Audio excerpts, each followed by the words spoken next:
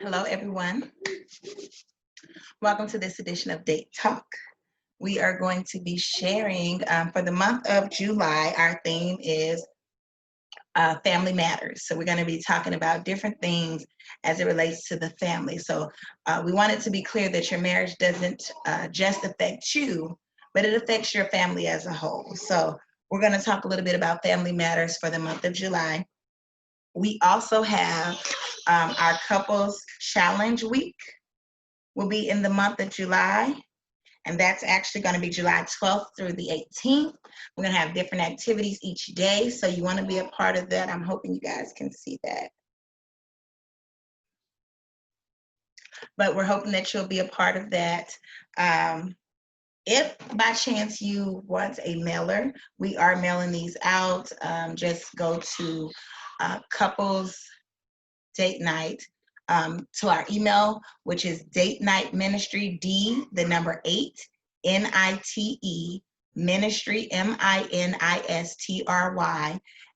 @gmail.com, and email us your address, your name and your address, and we can go ahead and get one of these out to you in the mail. But that's something really exciting that we're doing, and we have a grand prize for that. It's going to be awesome. It's going to be kind of a gift basket. There are some items in there that I am sure you are going to want. So be sure to participate in that Couples Challenge Week. Right now, I'm just waiting for my couples to log in, and we are going to have a discussion today on blended families. So I know that is a subject that affects quite a few of our date nighters. So we wanted to have some people who have a little more experience in that area to get together and just kind of have a very relaxed conversation about blended families. So that's the goal here. We're just waiting for everybody to log on. You might hear my kiddos in the background. I am at home. So just to kind of give you a heads up, listen, it's real life out here. I'm real. I'm a mom, I'm a wife, I work, I have, a not-for-profit. Like, I have a lot of things going on. I wear a lot of hats. So I'm trying to hopefully make the video as flawless as possible, but I do want to give you a heads up that you might hear my little people. And I just ate dinner, and this is pink lemonade that I'm drinking, so.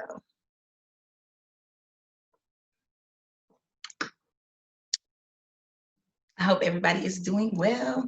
I'm excited. We should be getting our couples logged in here shortly.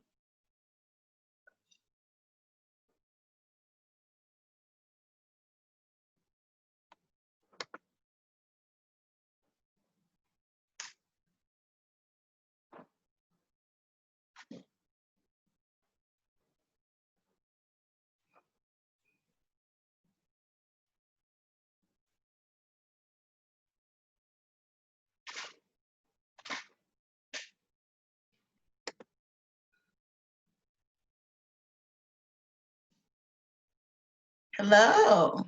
Hi. Hi, how are you? I am well. That is good. That is good. I'm just trying to give everybody a chance to get logged in here. So was we supposed to study the questions or anything like that? No, we're actually just gonna kind of I want it to be more of a casual conversation. We are recording, so we want it to be just kind of a casual conversation. Okay. All right. Good luck with that. You invited Charles. You know it's about to get live. Now, are you guys going to be in there together, or are you going to be in two different areas? He'll come in here when it's time. You know Charles. Okay. Bless his little rebellious heart. Are you working while you're Zooming? I am. I knew it.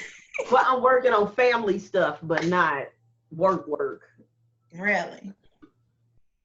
Well, that is cool. Just help me. So for anyone who does not know, this is Leslie Armstrong, and we have the Armstrongs will be joining us, and we're waiting just now for the Washingtons to join in, and I think it's going to be a pretty good conversation. Did you get to look over the questions? Yes. Okay, good. That is good. I was having technical difficulties earlier, so I'm hoping that everything is where I need it to be at this point. Okay. It's a little late for any other issues, so we got to roll with what we got. You might hear my kiddos in the background, so just a heads up. I see.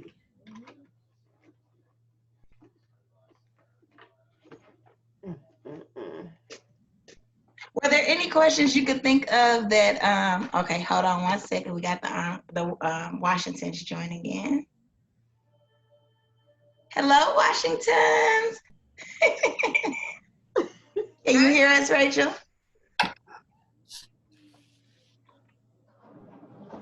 As it's being recorded. Rachel, yes, we are recording. I see Rachel and Mason's shoulder.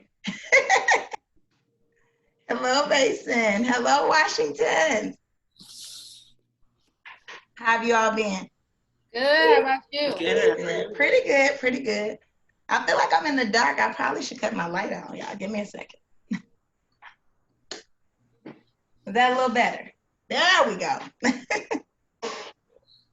Like a glare. Right. Tell Charlie to come on and enter the party. Hey, babe. You ready? Oh, this one? Turn this one off. Turn that one. Trying to get our lighting situated. Understand. I understand. I've been trying to get my life together this whole past 30 minutes, okay? Is that better? It look good. Is there a glare? I don't see a glare.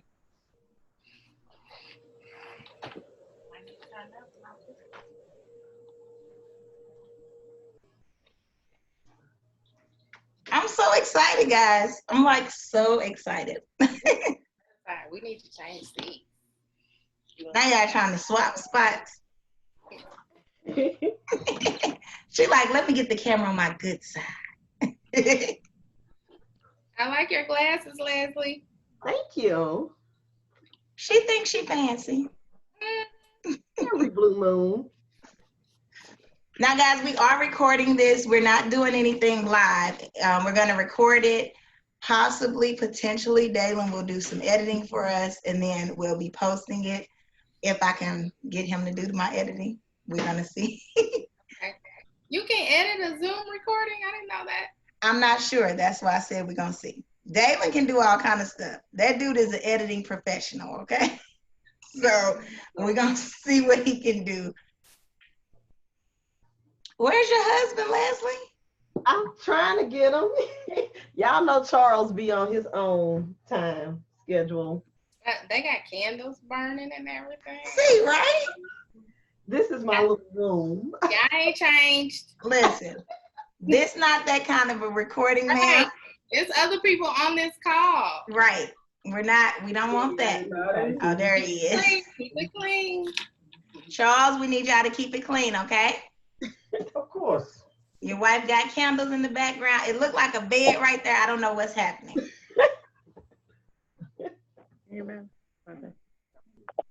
Okay, guys and girls, welcome to the party. If you all could introduce yourselves, your names, how long you've been married, and your children. What you laughing at already? We can start with the Armstrongs. We are Charles and Leslie Armstrong, married 15 years. We like to joke and say that we are the Black Brady Bunch. He came into the relationship with 3 children, 2 girls, 1 boy. I came into it with 3 children, 2 boys, 1 girl. So that's us in a nutshell. Thank you, Armstrong. Washington. We are Rachel and Mason Washington. We've been married 19 years in September. Woo! And you have nothing. Have to introduce us. Oh, that's us. And your children? We have Dominic, 26, Danielle, 25, Mason, 13, and Madison, 13. Cool thing. Okay. We are also a blended family. And that's kind of the theme of today, or the subject for today. We want to kind of dive in. I actually encountered a couple of our date nighters that are blended families as well. They are not as far in the game as either one of you guys, any of you guys. They're like 4 or 5 years in, and they were kind of excited to know that we were doing this recording. So I can't wait to upload it and share it, and hopefully they can gain some tools to kind of help them push forward in their marriage and their blended family, just to kind of know that they're not alone, that other people go through things, and that there is a light at the end of the tunnel. So if you guys, I don't know if everybody got a chance to look over the questions that I sent to you guys. Like I said, we may not even get to all the questions. We may talk about one and just go crazy from there. I'm okay with that. I wanted to, like I said, be as casual and as free as, we want to flow. So I guess we will get started with, let me see. I guess dive into the questions. So one of the first questions we have asks, was a blended family in your thoughts during your dating life? So basically just trying to hear about the process of dating and having children and trying to date and what that was like. Anybody want to kind of share on that, or anybody have any fun story they want to tell us?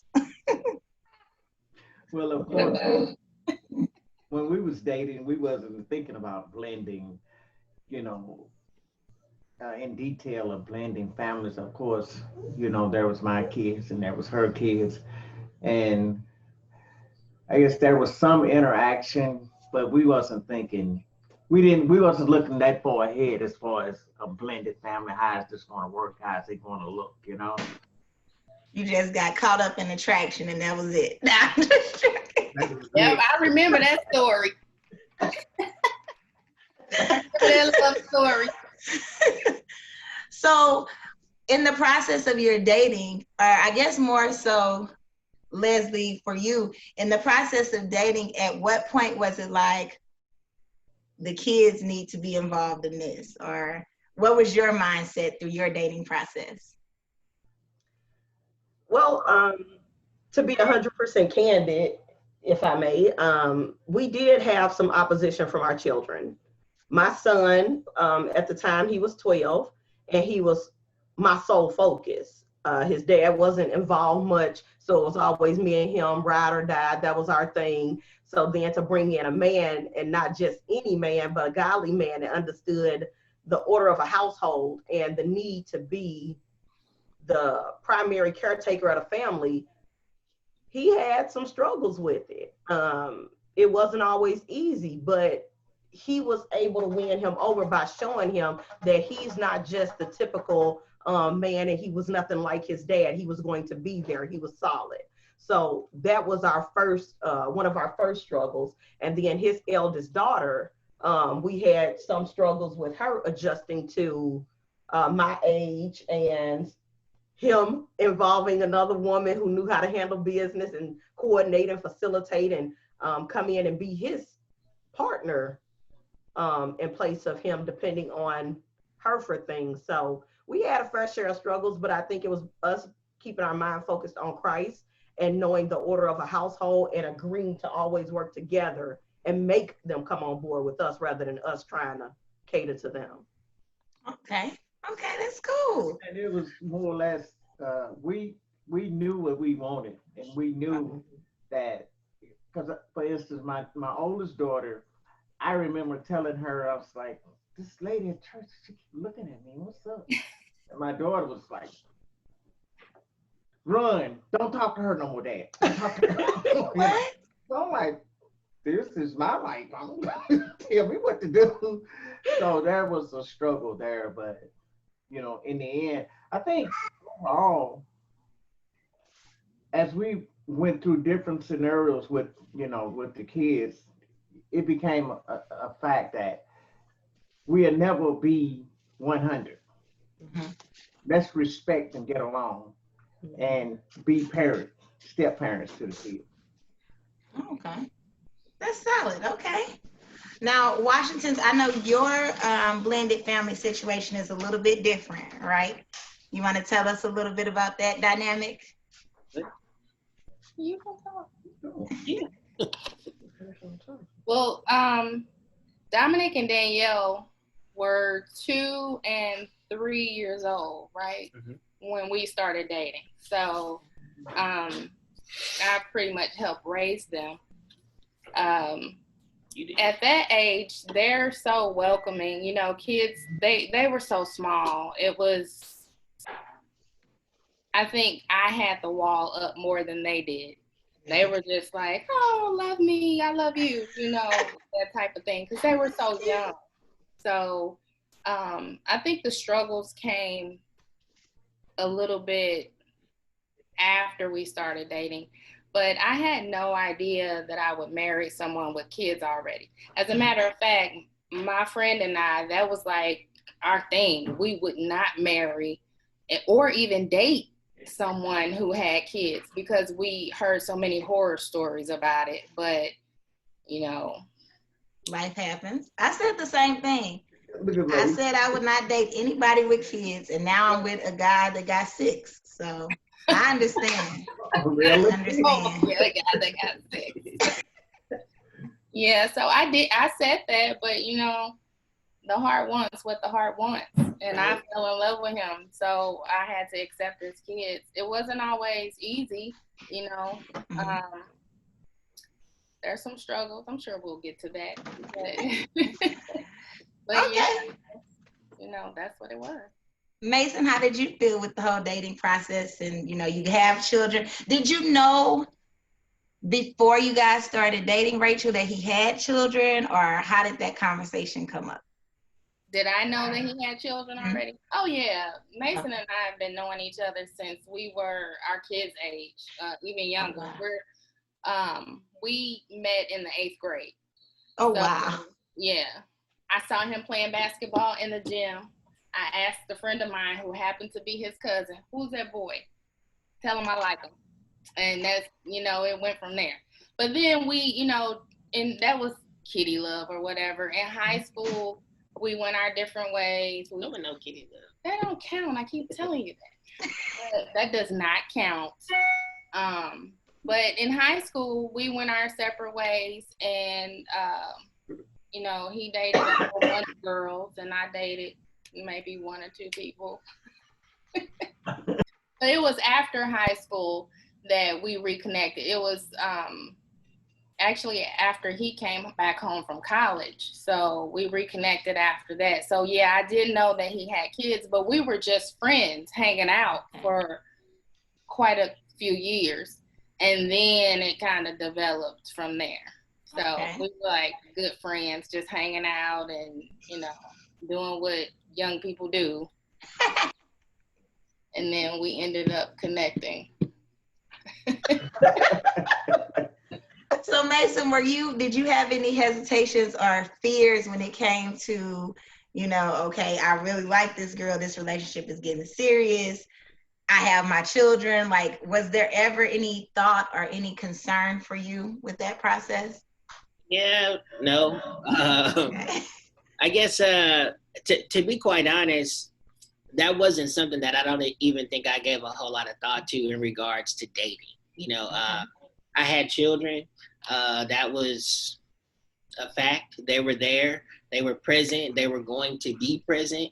So if you were interested in any capacity in wanting to, be with me or be around me or hang out with me, that was going to be something that was going to be around, So I don't think that it ever really entered my mind in regards to like, oh, is this person going to be okay with the fact that I had children prior to? I think it was more so like, this is a part of me. This is a part of who I am. And I'm digging you. So what you want to do? Yeah. Now, Shan, you shared a little bit earlier about having some difficulties, like your son, your eldest son having some issues, Charles's eldest daughter having some difficulties. Can you tell us a little bit more about that dynamic? Like, okay, at this point, you met, you guys like each other, let's be together. And then, oh, wait, my kids don't really like you, or my kids don't really like this situation, or they're uncomfortable. Well, part of it was pronounced prior to us actually becoming like an official couple. Like he said, his daughter had some struggles with him talking to me because she and I are fairly close in age. What are we, like 4 to 6 years apart? 3 years. So we're like 3 years apart in age. So that presented a whole dynamic of its own. She held on to the fact that her parents would remain friends and be tight knit regardless of what was going on, and she wanted to make it clear to me, coming on the scene, how this party was flowing.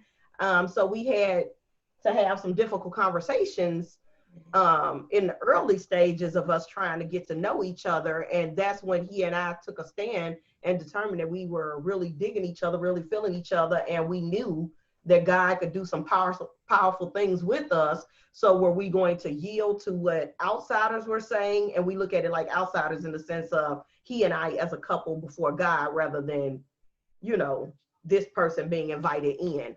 So it made it hard for us because as parents, you want to do what's in the best interest of your children. But on some level, you have to honor that selfish part of yourself that knows what's best for you.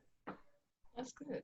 So it's hard to have that conversation, but like I said, it all goes back to prayer and then him and I being on the same page and then just kind of pulling them along. My son was very selfish about my attentions, and he made it very clear that I was spending too much time with him, which was not much time at all, but anything infringing upon him and mommy was too much time. So we started to invite him along and bring him with us, but then he couldn't stand all of the holding of the hands and stuff like that. So then he opted out. So it was just kind of like riding the wave and being sensitive to their feelings, but also respecting the call that was on us.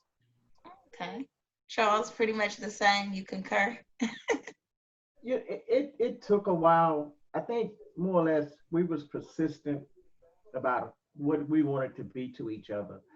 And it was some real struggles, and at times there are struggles now with our children, with different situations, because children hold on to things. And like Kiana, before Leslie, she did everything for me. She helped me with she the person I call, hey, how you do this, how you do that. Well, when that changed, of course, it affected her, and it took her a while to get over it. But we just kept pressing with what we wanted to do. We wanted to become husband and wife, Charles, you sound like a very determined man. He's like, I know what I wanted, and that's what it was. That's how it's going down.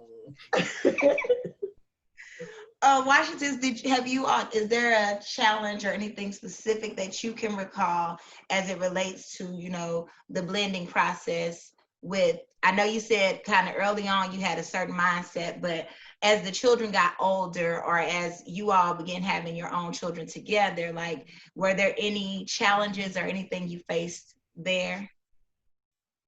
Well, I guess what I would say is that first, also taking a step back, and thinking about what you were asking me. And I think this is important to note, specifically from my experience. My mom, I was raised by a single mom, essentially, right? But for maybe the first 12 to 13 years of my life, my mom was married. And to that union was my little brother, and then I had a stepsister. So I had already seen what it was like to be a part of a blended family, if you will, right? So, and even after my mom and my stepfather divorced and separated, his daughter, my stepsister, lived with us, and she came and was a part of our family.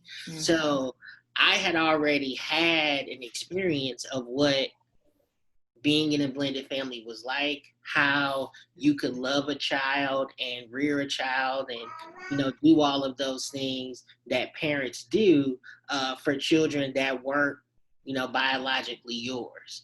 So in my mind, stepping into our relationship, because I had already experienced that example and seen that example, my thought process is that this was something that obviously could be done. Now, what I don't think that I was aware of is that how incredibly hard that is, right? Especially for the step parent. My mom said to Rachel many moons ago, she made a statement, and I think we still talk about it till this day, and I think it's also very true. My mom told Rachel, she said, being a step parent is a very thankless position because you don't get any of the credit that the real biological parent gets, but you get all of the work, all of the other stuff that comes along with that. And so you find yourself feeling, underappreciated, in everything that's happening along the way, even though you're doing just as much, and in many cases, more parenting than some of the actual biological parents. And so I didn't appreciate how difficult that transition would be for her going into it. But in my mind, I knew it was very possible because I had seen that example before. So what you're saying is your mom made it look super easy. So you were like, it could be done. I get that though. I definitely get that. My family situation, my mom was married to my dad, had myself and my brother, and then she married my stepdad. I was probably 1 or 2 when they got together.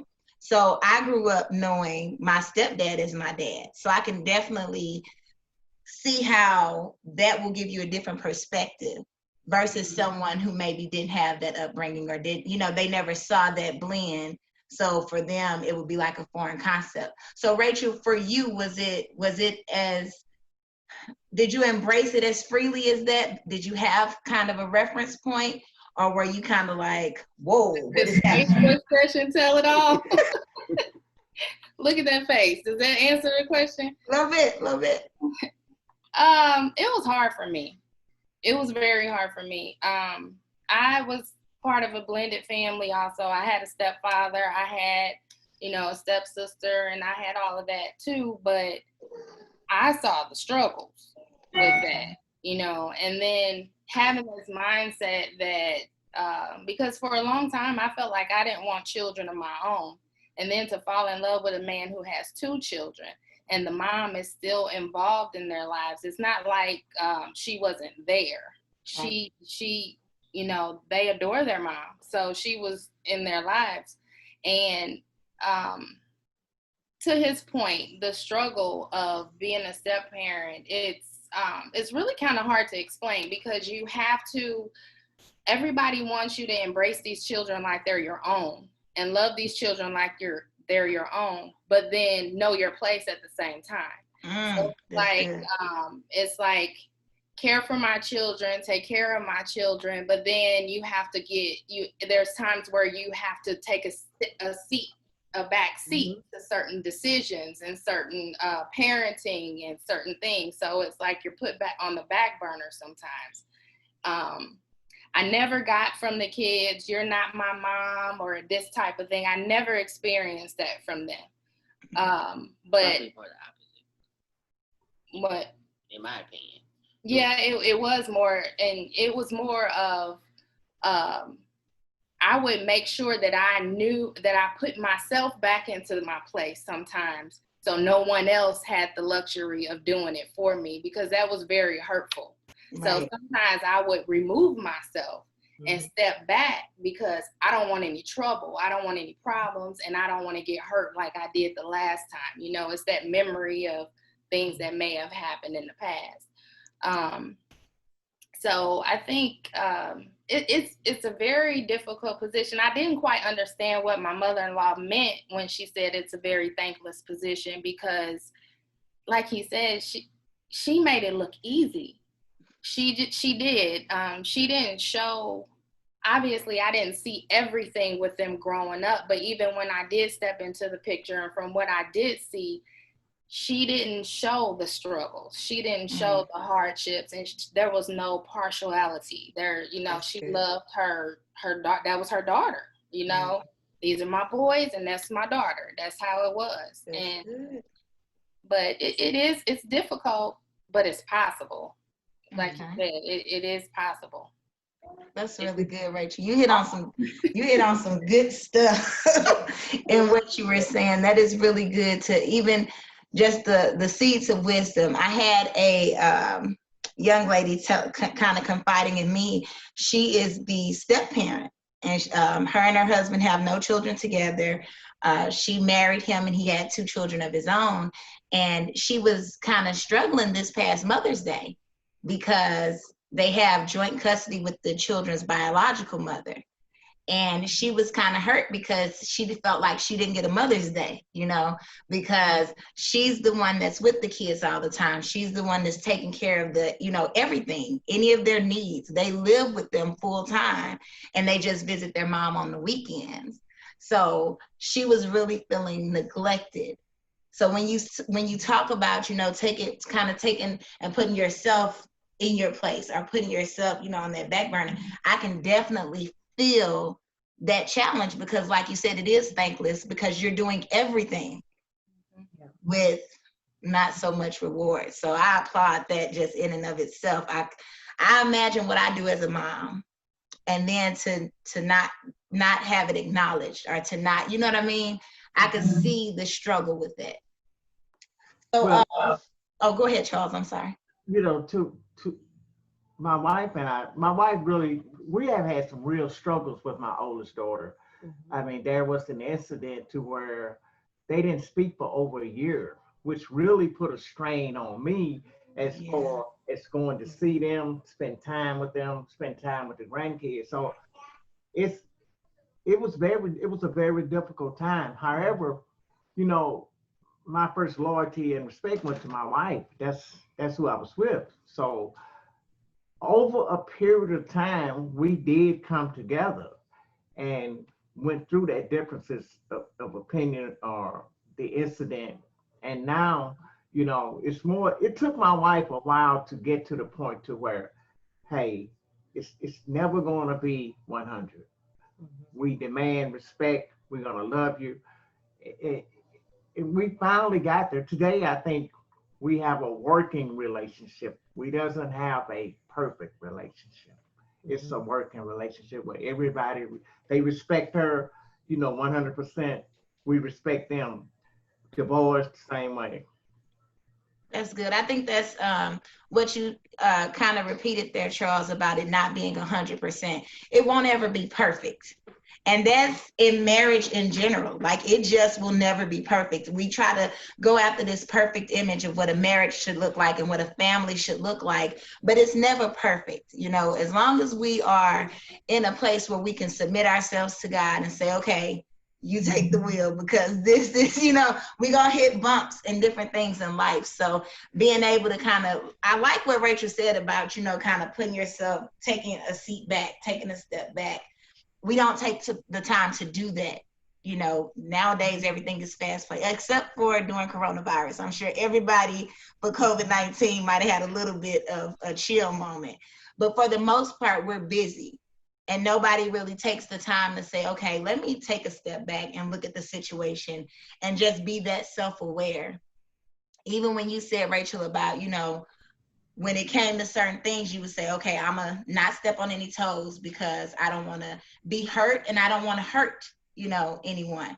That takes a lot of self-awareness. I think it takes, like you said, along the journey you've learned. You have to bump your head a few times to learn how to make this thing work, more or less.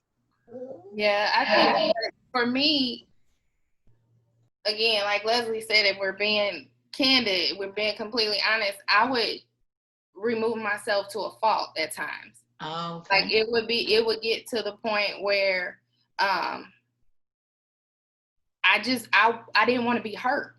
Like I wanted to protect myself. Okay. So you and their mom go ahead and do what y'all got to do when when it's coming to the kids, and I'll take a seat back. And then that's where it became a rift with us. I got you. Because he's like, no, I want you all in. You're a parent too, and he would never let me remove myself. And I think that's one thing that maybe needs to be shared with other couples. Don't force the step parent, but don't let them completely remove themselves either, because then they'll feel like you're choosing the children over them. Mm-hmm. So he would always, no, you're included. No, you're included. I'm going to tell you what's going on and can you help me make this decision? Now, we bumped heads on decisions sometimes, like what he should do and what he shouldn't do, or what she should do, and and all this. And we've had that, but he would never let me. He would never allow me to let him parent by himself. Oh, that's good. He would always pull me in, and I think we had some tough times with them growing up. We had some really tough times. And then it's still not, it's not a perfect situation, but when there is light at the end of the tunnel when they become adults. And but it's like it's easier when they're really tiny. And then you have the tough parts, and then it gets a little bit easier when everybody's doing their own thing, But I think the biggest thing was he would not let me step back too long. He'll give me time to breathe, but then he's like, okay, now you finished? Are you done? Are you ready? Now rejoin the group. But, and Rachel, it's funny you said that, because I know we're talking about blended families, but I feel like that is child rearing. Like, they are wonderful when they're little. Yeah. And then all of a sudden they hit this age and it's like, where did this alien come from? This is not the little person that I once knew and loved, And then they get back to where, where, okay, we mesh and everything is good. So do you think the bumps along the way, were they beneficial for you guys to have the relationship that you have now? I would say definitely yes. And kind of going back, now that we're having this discussion, I'm remembering all types of different situations. Good. How much time I got? It's okay. They just put up a reminder. They're gonna give us a little extra few minutes, so we're good. But going back to your original question in regards to dating, I remember one of the fun stories, if you will, now that really kind of, honestly, I think really shaped our relationship is when we were dating. It was Halloween, and I wasn't saved at the time. I was just out here in these streets, doing my thing. You belong to the streets, bro. And she did too. We both did. All the truth coming out. But the long and short of it is that my children were, I don't know, 4 or 5 or 6, something like, they couldn't be that old, maybe like 4 or 5, 3 or 4, and they wanted to go trick or treating, and their mom was gonna take them trick or treating. Well, in my mind, I'm their dad. They want to go trick or treating. I'm going to. So we all went out trick or treating. One big happy family. And I told Rachel, like, yo, I'm taking the kids trick or treating with their mom. It was after the fact. Okay. Well, that was a problem. Whoa, was that a problem? So much so that I actually ended up having a conversation with her mother. Oh yeah. in regards to that situation. Because again, as a father, and we weren't married at the time or anything like that, we were dating, but this was like, I think, the opening introduction to, I got kids, we're digging each other, this is part of what we're gonna have to deal with. And in my mind, I don't care about the mom. I want to be around my children. It's Halloween. They want to go trick-or-treating. I don't want to miss nothing. I want to be there. In Rachel's mind, it was, y'all one big happy family. One big happy Yes. So y'all on the trick-or-treat date. So you went on the 10 years trick-or-treat date. later, I'm still talking about it. So I think that was kind of like the, okay, you know, we're in this situation now, and how do we begin to deal with these types of things? And we definitely, you know, I think went through just all types of different types of situations that I'm sure we'll get into. But I think, you know, kind of bringing this back full circle to Rachel's point, I realized at some point that there are times where I need to allow for her to take a moment back and kind of figure out how she wants to handle this, is kind of how I'm looking at it, right? But I also know, to her point, that I can't allow for that time to be too long. That's good. I want her to be involved in this is our house, this is our home, right? And everything that's going on over here, she has say in, she has influence in, and I want her to be a part of that. If Dominic and Danielle are here, or the stepchildren or her stepchildren are here, that's what we're doing. You know what I'm saying? And I want her to be a part of that conversation. And so it's important that the step parents don't remove themselves too much, right? There's a balance there that may need to be achieved. But I think it's important for those biological parents to make sure that those step parents are involved in everything that's going on with that child, the same that they would be, you know, with their biological children. That's good. That's good. You guys are so awesome to me. Like, all of y'all sharing. So here's my question.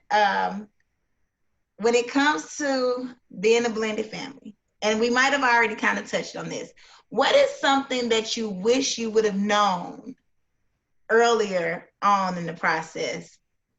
You know, like something that it's a couple out there, they're dating, they really like each other. It's going to be a blended situation when he finally put a ring on it, we gonna blend. What is something that you wish you would have known, or any kind of tidbit or information that you can give, you know, a newly engaged couple, like something that will help them long term? Anybody? What you got there? I would definitely say my advice going into a blended family is, just as sure as you guys sit down and discuss the finances, the credit reports, and all of the things in your process to prepare for unity and marriage, discuss your boundaries and your parenting plan. What are no-goes? What can you tolerate? What are your breaking points? Because at some point, your marriage will be tested with them. And it always helps to have a clearly defined plan going into it, so that you're not crossing the line, then trying to backpedal and figure out, okay, where did that go wrong? How did we get over here? No, you need to understand the breaking points at the very beginning. Know that you two should be one, and then everything else is after that. That's good. Absolutely. That's good. Anybody else? So I would say, and this is going to sound like a broken record, because I'm sure you guys have heard me say this before, right? But really, honestly, I think a lot of the same principles that you have going into marriage, period. Okay. Right? Like, number one, God is first. That's good. Right? Right. And we are each other's second. Mm-hmm. That's incredibly important. Right? And then everything else, the kids, all that comes after that. Right? That's important. Well, I would think one of Rachel and I's non-negotiables is that we may disagree on some things, right? But what does that book, what does that Bible say about this, whatever it is that we're dealing with. What does the Bible say about that? Because right, wrong, or indifferent, we agree on this. We agree on this Bible, right? So if we agree on that, then we're going to take whatever situation we're dealing with and we're going to use the Bible and apply it to that. And as long as you're doing that and you know that you can agree on that thing, then you can work through any other problems that are going to come your way. Are you going to have problems? Sure. But you're going to have problems whether you're a blended family, whether you're a non-blended family, whatever the case may be, you're going to have to learn how to deal with each other's issues. And so my suggestion is, can we come together on the fact that we agree on this word? Because if we agree here, then everything else will help us take care of itself. That's awesome. That's really I want to add to that. I agree with that 100%. He will use that word against me too. He's done it not too long ago, as a matter of fact. But and vice versa. But I think it's important to know, if you're gonna date someone with children, or if you're thinking about blending a family, you have to know how bad you want that person. Because even the smaller kids, they don't realize it, that sometimes they can be a wedge. And if you let that happen, and you don't know how bad you want to be with that person, or know that you're supposed to be with that person, then those children will be the very ones that will divide you and split you up. And it's very much important to go back to the word, but sometimes things can get so heated and so hard and hurtful that your very first thought isn't to go to the word. Sometimes your very first thought is, can I do this? Can I continue this? Yes. Do I want to fight for this? And so before you even say I do, when those vows, when they say what God has joined together, let no man put us under. That means no man. That means children. That means no woman, no man. Because even our children together, he's the biological father, I'm the biological mother. They will come and say, well, Daddy said I can go. Well, Mama said no. It's usually like that. It's usually Daddy saying yes and me saying no. But and they don't realize that can be a wedge, or that can start a whole snowball of things. Right. If you don't know that you two are fighting for each other first, how bad you want it. How bad do I want to be with this person?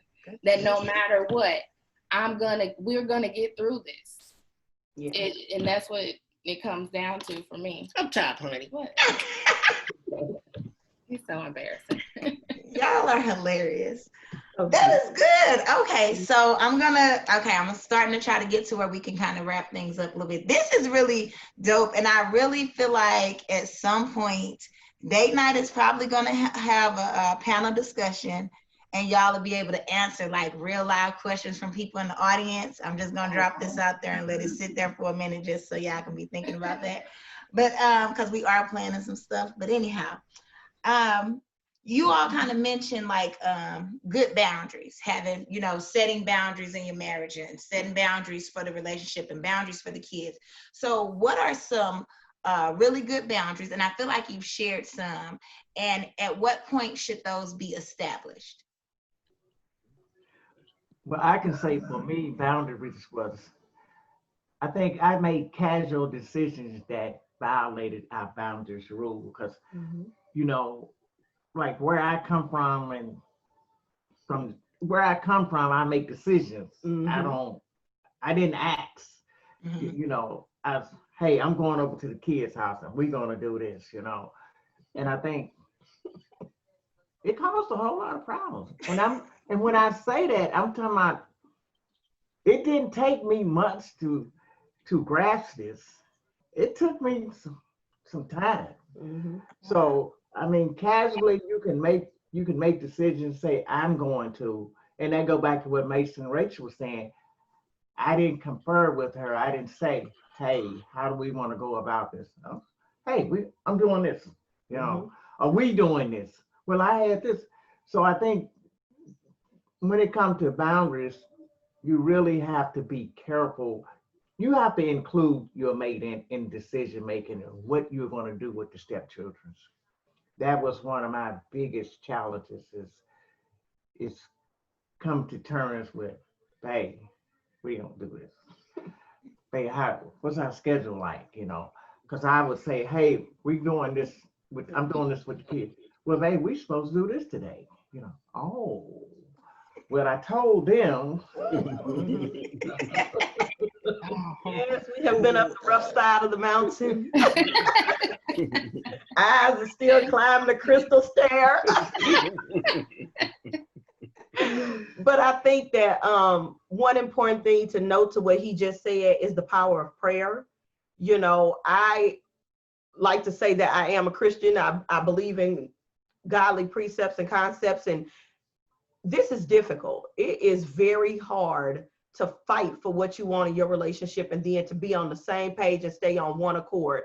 And I cannot imagine trying to do this without the power of prayer. I cannot imagine having the strength to deal with your conversations without the power of prayer. And we all as adults should know that we can't change anybody. It has to be that person. But what we can do is take it to the Father to help him to open up the eyes of the person to see. And that's where you really get the results when you having those conflicts. And I just wanted to throw that out there for any couples that are already in a situation. You didn't define the boundaries. You find that you are in these constant battles because you don't have boundaries. You don't understand why the person keep wilding out. Why is it that serious? Pray for each other. Pray that your eyes would be opened up and that they will start to notice what causes the rifts, and that God will give them a mind to be on one accord and to fight for the relationship. All right, I'm gonna translate that because I speak Leslie. So what she said was, tell his daddy on him, tell her daddy on her. Basically, be a snitch. That's what it sounds like to me. Like, that's what I picked up. Okay, all right. So you were snitching. Okay. I think let me give this tip first. One tip I would give is that it's important that you guys can reach a level of transparency with one another. That's good. Right? Like, you have to get to the point where you can talk about how something is making you feel. And it's important that the husband be able to hear the wife's heart and that the wife be able to hear the husband's heart. Good. And we've got to be able to reach a level of transparency, and that takes trust, right? That I can trust you to share how I'm really feeling about this situation with you, and vice versa. Right. I think if you can achieve transparency and really be able to hear one another and hear the heart of the other person, then it helps you to kind of be able to unpack the situation and start to deal with what's the path forward, if you will. Because now you at least are able to understand, because really what I think we're looking for in problem solving a lot of times is, do you see me? Do you understand me? Have I been heard for real? And so it's important that we're able to do those things for one another, because once that happens, now we're kind of able to begin to forge that path forward. Here's the key: together. Because before, you were probably, you got your thoughts on how it should be done. I got my thoughts on how it should be done. Well, that's division, and that ain't gonna work, right? So trying to achieve that level of transparency, I think is good. Boundaries wise, I'm sure she got some good stuff for that. You like the handoff right there? Oh, you mean like when you went trick-or-treating? See, she back on trick-or-treating. that was 27 years ago. Let's go back to what did you say? Oh, that was 27 years ago. Facebook, Instagram, whatever, Zoom, Medium, social media, all social media platforms. 28 years ago. Yeah. On week, but that's good. You don't have anything? I don't have anything. I don't have anything. That's good. I think, I hear my wife say to me, several times, I don't want anybody else having any kind of rule, if you will, over our household. That's right. good. And so I don't know how, I know Charles and Les's situation was a little bit different than ours, but we ran into a lot of issues with the other parent, the mom, right? And what the mom will do and what the mom won't do, or what, and let me say it like this, what the other parent would do, whether it be mom or dad, right? And so we ran into a lot of issues with that. And, it was difficult because my thought process, and I'm sure Rachel can speak to this in some capacity, my thought process is look, I'm going to do whatever we need to do to make sure that my children are well taken care of. Oh, yeah. I'm not super worried about what the other parent is or is not going to do. I'm concerned about what I'm going to do. So I am very much, focused on that. Well, in that thought process, sometimes it came across as if the other parent was able to control things that were happening in our household. Okay. And that definitely was an issue. But it took me some time to realize, from Rachel's perspective, what she meant by that, right? Because I'm thinking, what you talking about? I'm trying to take care of these kids, She not controlling. She don't be here. She don't. What you She not right here. What you talking about? And so, kind of establishing that boundary again. That transparency came in there when I was able to kind of hear. Oh, okay, this is what she means by that. You know what I'm saying? Here's how I could do this a little bit differently. Sometimes it was okay for me to say no. That was a very difficult concept for me. He had a hard time with that. To really work through. Like just because you need something, you know what I'm saying? Or want. You met all the needs. It's just I'll jump in. He just gave you all props right there. You met all they need. Them was wants. So he was a parent that is like, I don't care what anybody else is doing or what they're not gonna do. If my child needs something, I'm going to take care of it, period. And I'm like, well, wait a minute. We're supposed to have joint. This is supposed to be 50-50. Like, wait, what? I don't care what she's doing or not doing. Even if we haven't talked, if my child needs this, I'm going to take care of it. That's how he was. That's the parent he is. So I was still on well, shouldn't it be 50-50? And it's not always going to be 50-50. Even as, the time we spend and the things we have to take care of with our children together, depending on who's working and who's doing what, it's not always 50-50 on who's doing the ripping and running and all of that for activities or whatever else. So I didn't really understand that. And then I felt like that him doing so much kind of made it seem like somebody else was controlling what was being done in our household. Yeah. I'm like, wait a minute.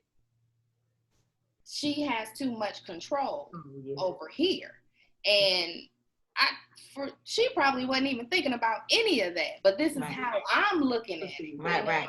And he didn't understand that. So it's finding that balance, and it's being able to communicate, and like he said, being transparent, and you got to know that that's a safe place.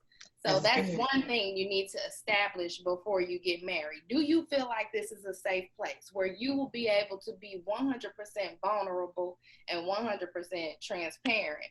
And if you don't feel that, you may not need to say I do. That's good. But if you've already said I do, then go to God, like Leslie said, and, establish that safe place so that you can work through those type of issues and know that working together, you will come to a better understanding. But it's a lot of communication. It might be some tears. It might be some arguments. But when it's all said and done, you know that there's no exit sign. I never forget someone told me that. Do you see an exit sign up there somewhere? Because there's no exit. You cannot exit this. You're together and you're gonna work through that together. That's good. I think that's another up top moment. Okay. That's really good though. It's this subject of blended family. I was very okay, why blended family, you know? But it really ties in a lot with what we've been talking about lately, period. You know, I did a video not too long ago about just being able to have a safe place, making your relationship, making yourself a safe place for your spouse, where they can come to you and confide in you and talk to you about certain things. So as much as we're talking about blended family and, you know, the children and the people outside of the relationship, it's a core issue for a husband and wife. You know, it's a core issue for your marriage in general. Like, you have to be able to be each other's safe place. You have to be able to have those difficult conversations and then make a plan, something that you all said, make a plan for your family. This is what we're going to do. This is our households, you know, this is our standard.